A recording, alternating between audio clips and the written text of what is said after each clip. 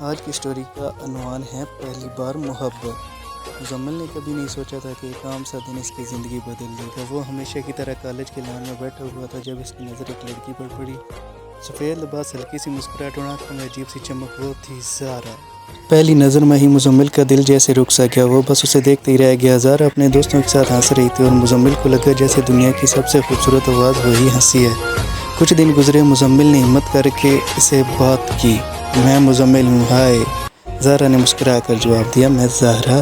یہی سے ان کی کہانی شروع ہوئی۔ دونوں روز باتیں کرنے لگے، کبھی کالج کے بعد چائے، کبھی پارک میں لمبی واک۔ وقت جیسے رک جاتا تھا جب وہ ساتھ ہوتے تھے۔ مزمل کو زہرا کی ہر بات پسند تھی، اس کی ہنسی، اس کی سادگی، حتیٰ کہ اس کا غصہ بھی۔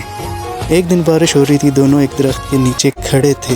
زہرا ہلکی ہلکی بارش میں بھیگ رہی تھی اور ہنس رہی تھی۔ مزمل نے اسے دیکھا اور دل کی بات کہہ دی، زہرا مجھے تم سے محبت ہو گئی ہے۔ زہرا کچھ لمحے خاموش رہی، پھر اس نے آہستہ سے کہا، مجھے بھی۔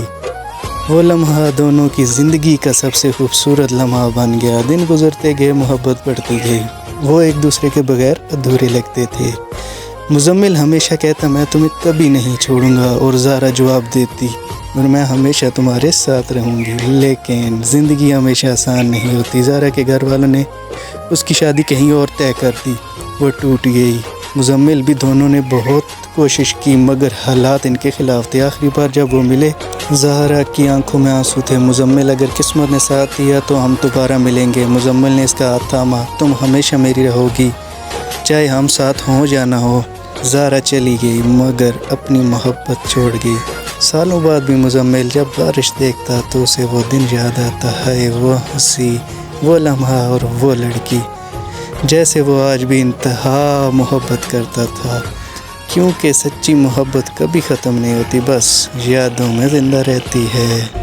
مزید ایسی زبردست کہانیوں کے لیے چینل کو لائک اینڈ سبسکرائب ضرور کیجیے گا۔ آپ کے تعاون کا بے حد شکریہ۔